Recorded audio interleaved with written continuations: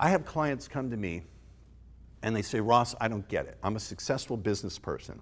I built my business from nothing to a multi-million-dollar business. No one handled me anything.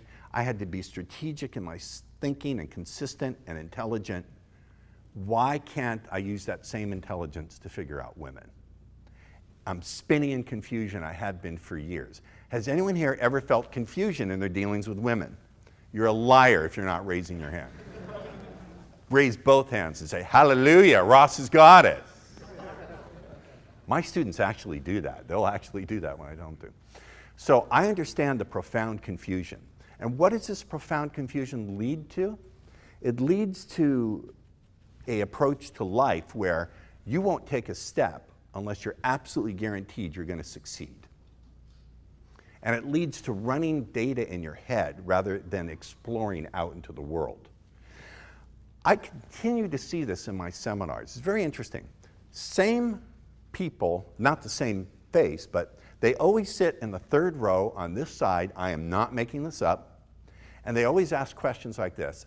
Ross, do you remember on your 1994 New Jersey Seducing Masters tapes, tape 4, side B, 34 seconds in, you said the following pattern.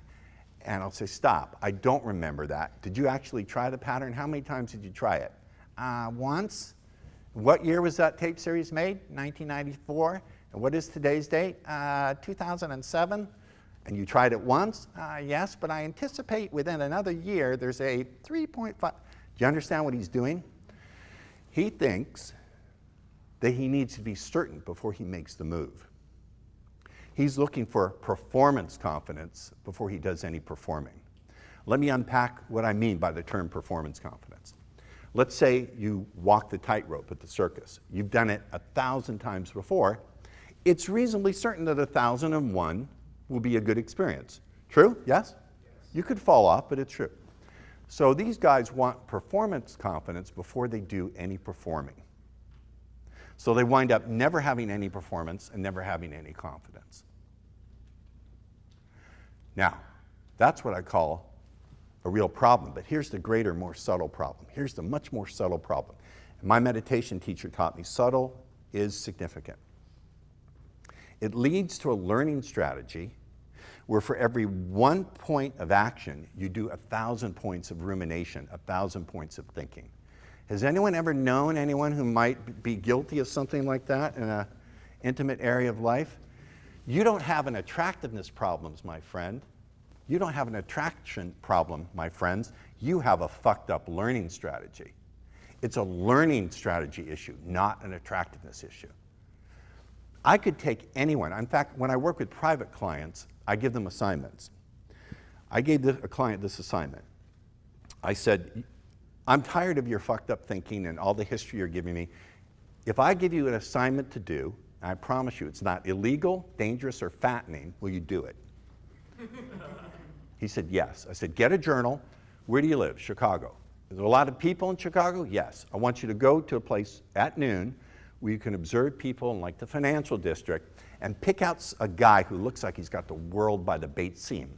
Anyone speak Hebrew? Beit seam, balls. Got the world by the balls.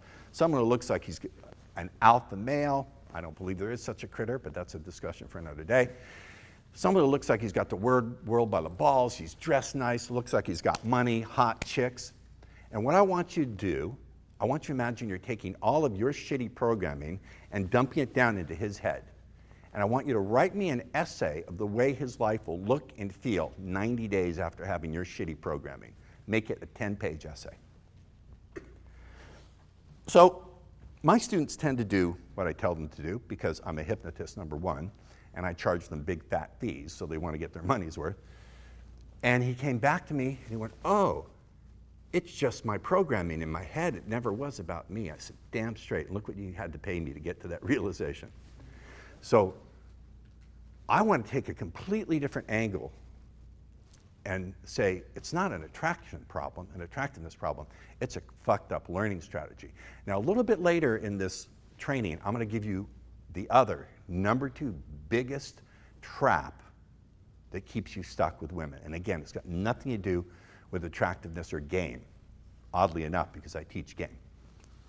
So here's the lesson embedded in all of this, the paradox.